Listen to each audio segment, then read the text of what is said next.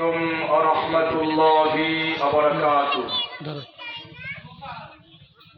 نحمده ونستعينه ونستغفره ونعوذ بالله من شرور أنفسنا ومن سيئات أعمالنا.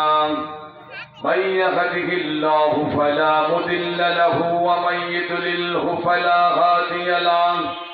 وأشهد أن لا إله إلا الله وحده لا شريك له. ونشهد أن سيدنا وحبيبنا ومولانا محمدا عبده ورسوله الذي أرسله بالحق بشيرا ونذيرا وداعيا إلى الله بإذنه وسراجا منيرا. وقد قال الله تعالى في كلامه المجيد وفرقانه الحميد: أعوذ بالله من الشيطان الرجيم. بسم الله الرحمن الرحيم.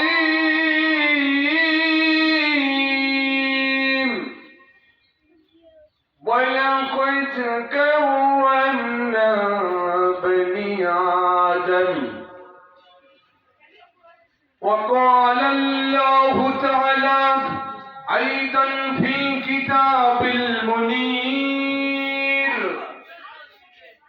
إن الله وملائكته يصلون على النبي يا أيها الذين آمنوا صلوا عليه وسلموا تسليما. اللهم صل على سيدنا مولانا محمد وعلى آل سيدنا شافعنا محمد. بلغ العلا بكماله كشف الدجى بجماله حسنت جميع خصاله. صلوا عليه وآله. الصلاة والسلام عليك يا رسول الله. الصلاة والسلام عليك يا حبيب الله. الحمد لله.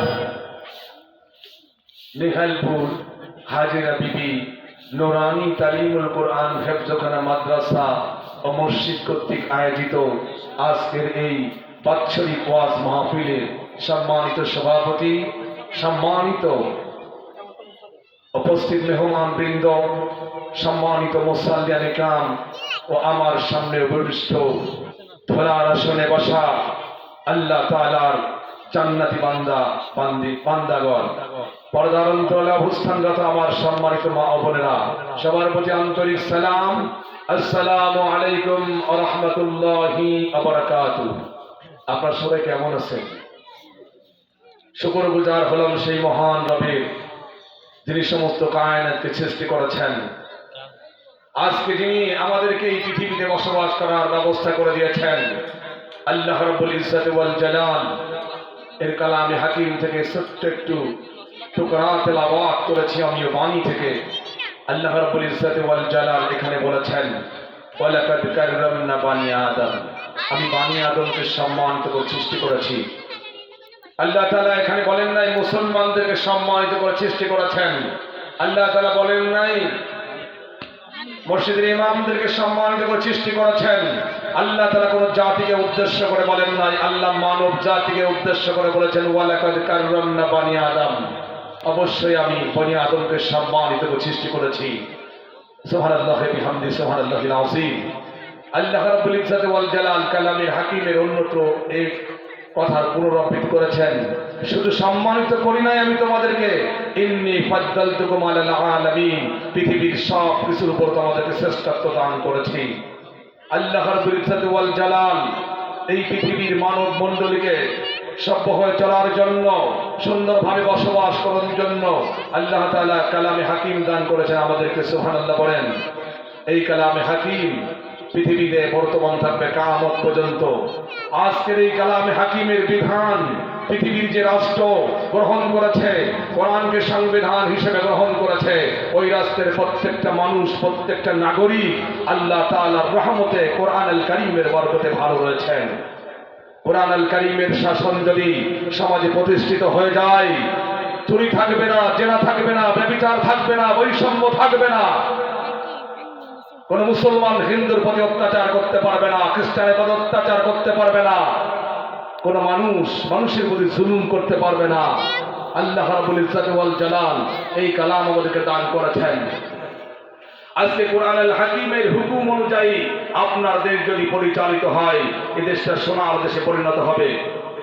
নামাজ ভেঙে যায়, রোজা ভেঙে যায়, হজ ভেঙে যায়, প্রত্যেকটা জিনিস ভাঙার কারণ আছে, কিন্তু ঈমান ভাঙার কারণ রয়েছে। আল্লামা ইবনে তাইমিয়া রাহমাতুল্লাহি আলাইহি সহ পৃথিবীর বড় বড় তাফসীরকারগণ, মুহাক্কিক আলেমগণ বলেছেন ঈমান ভাঙার ন্যূনতম 10টা কারণ তারা উল্লেখ করেছেন। তার একটা কারণ হলো আপনি কোরআনকে আপনার জীবনের বিধান হিসেবে গ্রহণ না করা। আল্লাহ রাব্বুল ইজ্জত ওয়াল জালাল কোরআন হাকিমের মধ্যে বলেছেন, ওয়ামান লাম ইয়াহকুম বিমা আনজালাল্লাহু ফাউলাইকা হুমুজ জালিমুন। যারা কোরআন দ্বারা ফয়সালা করে না, বিচার করে না, রাষ্ট্র চালায় না, তারা হলো জালিম। দ্বিতীয় আবার আল্লাহ তাআলা বলেছেন, ওয়ামান লাম ইয়াহকুম বিমা আনজালাল্লাহু ফাউলাইকা হুমুল ফাসিকুন। তারা হলো ফাসিক। আবার আল্লাহ তাআলা বলেছেন, ওয়ামান লাম ইয়াহকুম বিমা আনজালাল্লাহু ফাউলাইকা হুমুল কাফিরুন। অন্য জাতের শাসক গোষ্ঠী বা তারা তো কাফের। মুসলমানদের মধ্যে যারা কোরআনকে সংবিধান করবে না, কোরআন অনুযায়ী রাষ্ট্র চালাবে না, আল্লাহ তাআলার কোরআনের ফতোয়া, ওই লোকগুলো, ওই মুসলিম শাসকগুলো কাফের। এখন যে মুসলমান যে দলের সংবিধান কোরআন নয়, ওই দল যদি আপনি করেন, আপনার ঈমান ফেরত চলে যায়, আপনার ঈমান চলে যায়। আচ্ছা বলুন তো, যার পরনে কাপড় নাই, উলঙ্গ লোক কখনো কি সতর আগলা হয়? তার কখনো সতর আগলা হবে না। যার উপর গোসল ফরজ, সে যদি উজু করে নামাজ পড়ে, কিয়ামত পর্যন্ত নামাজ হবে? নামাজ হবে না। অনুরূপ যার ঈমান নাই, সে যদি রোজা রাখে, নামাজ পড়ে, হজ করে, যাকাত দেয়, আল্লাহর দরবারে বিন্দু মাত্র তার রোজা, নামাজ, হজের, যাকাত এর দাম নাই। আসুন, আজকের মুসলিম অধ্যুষিত জনপদে আমরা প্রায় সব গরিব জনগোষ্ঠী, কেউ ভ্যান চালায়, কেউ ঠেলা চালায়, কেউ রিক্সা ওয়ালা, কেউ মুদি, কেউ দোকানদার, কেউ বিভিন্ন ছোট শ্রেণীর মানুষ। এই মানুষগুলো শুধু শুধু মানব রচিত মতবাদকে নিজেদের জীবন ব্যবস্থা হিসেবে গ্রহণ করার কারণে ঈমান হারা হয়ে কিয়ামতের ময়দানে আল্লাহ তাআলার দরবারে কাফের হিসেবে দণ্ডায়মান হতে হবে। ঠিক কিনা মুসলমান? আমি গোটা বিশ্ববাসীকে, মুসলমানদেরকে আহ্বান করতে চাই, যারা নিজেকে মুসলিম বলে দাবি করেন, তারা যদি কোরআন সংবিধান নয় এমন দল করেন, আপনার ঈমান নাই। আল্লাহ রাব্বুল ইজ্জত ওয়াল জালাল এই কোরআনের দ্বারা যারা ফয়সালা করবে, জমিনে আল্লাহ রাব্বুল আলামিন তাদেরকে নিয়ামত দিয়ে ভরে দিবেন। আফগানিস্তানের দিকে তাকিয়ে দেখেন, পৃথিবীর ধনী রাষ্ট্রের গেটে তারা চলে এসেছে। সৌদি আরবের দিকে তাকিয়ে দেখেন, একজন চোর যদি চুরি করে, তাকে হাত কেটে দেওয়া হবে।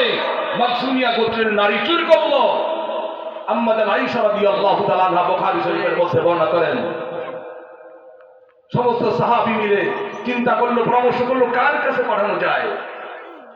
নবীজির সাথে কে কথা বলবে? মাইয়াস্তারি মুহাম্মদুর রাসূলুল্লাহ সাল্লাল্লাহু আলাইহি ওয়াসাল্লাম, কে কথা বলবে রাসূলের সাথে?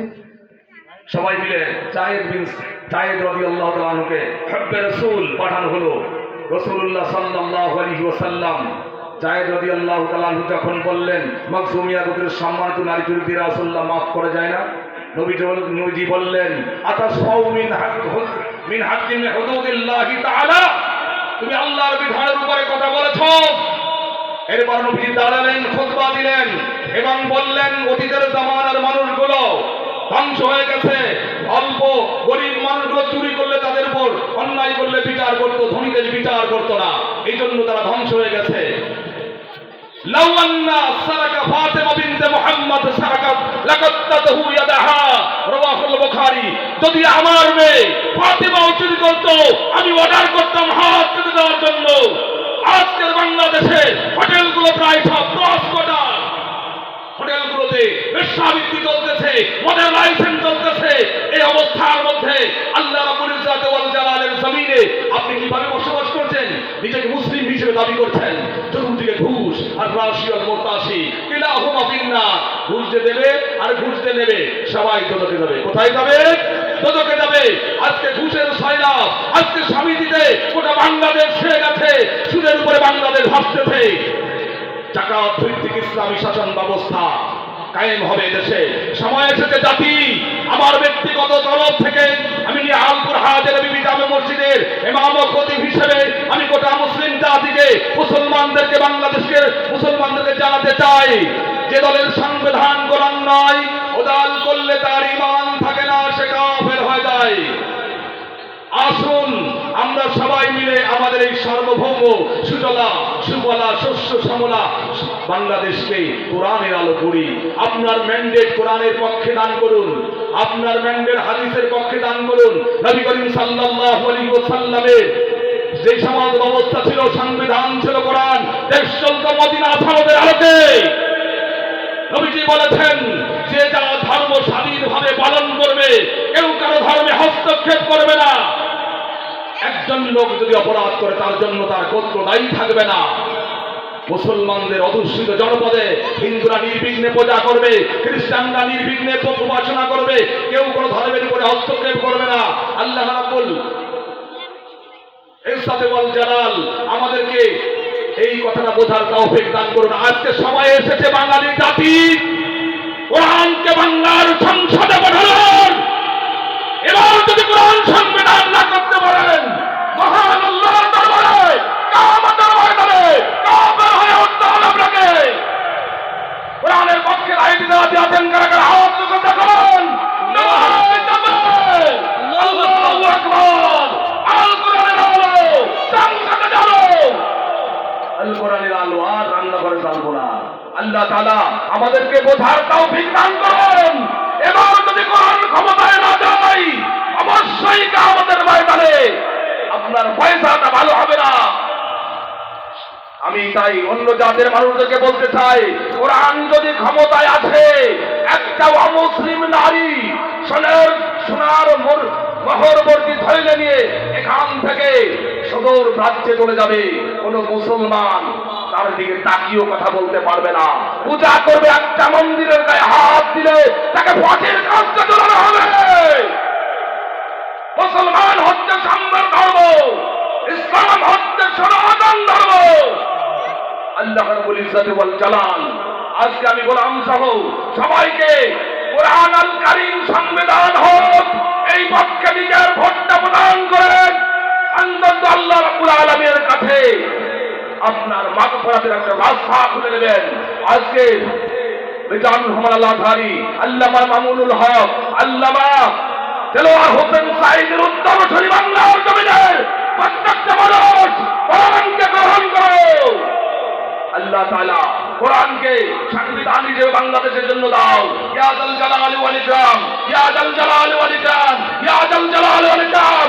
কোরআনকে বাংলার সংসদে সংবিধান করে দাও। سبحانك اللهم وبحمدك أشهد أن لا إله إلا أنت أستغفرك وأتوب إليك. السلام عليكم ورحمة الله تعالى وبركاته.